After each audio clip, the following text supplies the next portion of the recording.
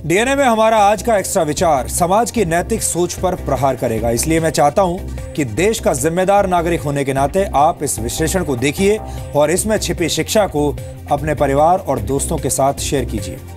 इस विश्लेषण के केंद्र बिंदु में साउथ कोरिया से आया 52 सेकंड का एक वीडियो है। इस वीडियो में आप देख सकते हैं कि कैसे एक सुरंग में सड़क दुर्घटना की वजह से लंबा जैम लगा हुआ है, लेकिन हमारे देश भारत की तरह साउथ कोरिया के लोगों ने मूक दर्शक बनकर यहां पर तमाशा नहीं देखा, बल्कि उन्होंने अपनी नैतिक जिम्मेदारी निभाई।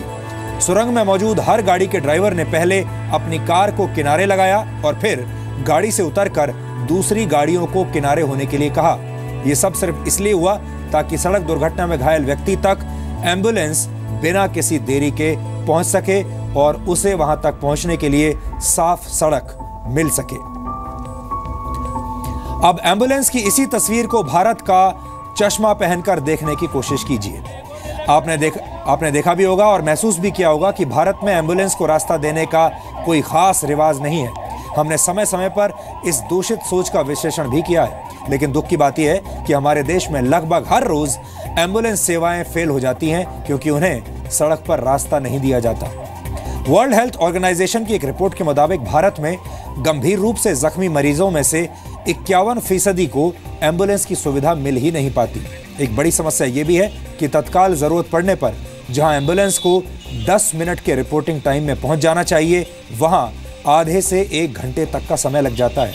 कई बार मरीजों की स्थिति बहुत बिगड़ जाती है और अस्पताल पहुंचने से पहले ही उनकी मौत हो जाती है। एक आंकड़े के मुताबिक भारत में प्रति वर्ष 30 लाख लोगों को दिल का दौरा पड़ता है। इनमें से 40% मरीजों की मौत इसलिए होती है क्योंकि वो सही समय पर अस्पताल नहीं पहुंच पाते। हमारे देश में सड़क पर अवैध निर्माण, अवैध पार्किंग और अवैध रूप से बनाई गई दुकानों की वजह से अब चलने के लिए और ट्रैफिक के लिए जगह बहुत कम बची है। हालात ये हो गए हैं कि अगर कोई बड़ी दुर्घटना हो जाए, कहीं पर किसी बिल्डिंग में, किसी घर में कोई आग लग जाए, तो एम्बुलेंस, फायर ब्रिगेड की गाड़ी या पीसीआर वैन मौके पर पहुंच ही नहीं सकती क्योंकि वहां पहुंचने के लिए रास्ता इतना साफ नहीं है कि वहां से गाड़ी गुजर सके। भारत में इमरजेंसी वाहनों का रास्ता रोकने पर या रास्ता न देने पर अलग अलग राज्यों में 500 रुपए से लेकर 2000 रुपए तक के जुर्माने का प्रावधान है, लेकिन शायद ही कोई इस नियम के बारे में जानता होगा, और अगर जानता भी होगा तो कम जुर्माने की वजह से इस कानून का सम्मान नहीं होता। वर्ष 1989 के rules of the road regulations का एक नियम कहता है कि गाड़ी चलाने वाले हर व्यक्ति के लिए एम्बुलेंस और फायर सर्विस व्हीकल्स को रास्ता देना अनिवार्य है, जरूरी है। आप शायद इस तथ्य से अनजान होंगे कि एम्बुलेंस को रास्ता देने के लिए आप ट्रैफिक सिग्नल भी जंप कर सकते हैं और इसके लिए आपको कोई जुर्माना नहीं देना पड़ेगा। हालांकि एम्बुलेंस को रास्ता देने के लिए अचानक ब्रेक ना लगाएं या झटके से अचानक गाड़ी को किनारे करने की कोशिश ना करें, इससे दुर्घटना हो सकती है।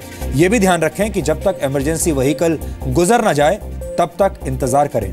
अगर मेन रोड पर जैम लगा होता है तो कई बार इमरजेंसी व्हीकल सर्विस लेन्स का भी इस्तेमाल करते हैं, इसलिए कभी भी सर्विस लेन को ब्लॉक ना करें। लेकिन हमारे देश में आपने अक्सर देखा होगा कि सर्विस लेन्स को अक्सर ब्लॉक कर दिया जाता है, उस पर अवैध पार्किंग होती है या फिर कई लोग ऐसे होते हैं जो कि सर्विस लेन को ब्लॉक करके रखते हैं। सबसे जरूरी बात यह है कि कभी भी इमरजेंसी व्हीकल का पीछा ना करें या फिर उससे आगे निकलने की कोशिश ना करें।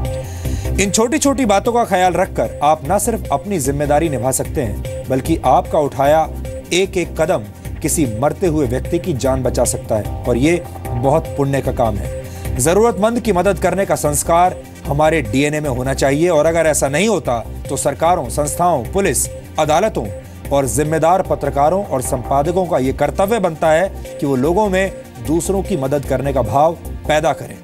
सड़क पर मुसीबत में फंसे लोगों को उनके हाल पर छोड़कर आगे बढ़ जाना भारत के बहुत सारे लोगों की अब आदत बन चुका है। लेकिन अगर हमारे देश के नागरिक चाहें तो चीन से आई इस तस्वीर से प्रेरणा ले सकते हैं, जिसमें सड़क दुर्घटना में घायल हुई एक महिला और पुरुष की जान बचाने के लिए वहां मौजूद तमाम लोग इकट्ठा हो गए। दुर्घटना उस वक्त हुई जब एक इलेक्ट्रिक साइकिल पर सवार 2 लोगों को एक कार ने टक्कर मार दी। दोनों पीड़ित गाड़ी के नीचे दबे हुए थे, लेकिन वहां पर मौजूद लोगों ने बिना किसी देरी के इस गाड़ी को ऊपर उठाकर घायल लोगों की जान बचाई।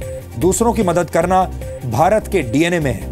हमारा इतिहास और हमारे पौराणिक ग्रंथ दूसरों की मदद करने की घटनाओं और कथाओं से भरे पड़े हैं। हम उम्मीद करते हैं कि इस विश्लेषण के बाद अब आप पूरे आत्मविश्वास के साथ घायलों की और जरूरतमंदों की मदद जरूर करेंगे।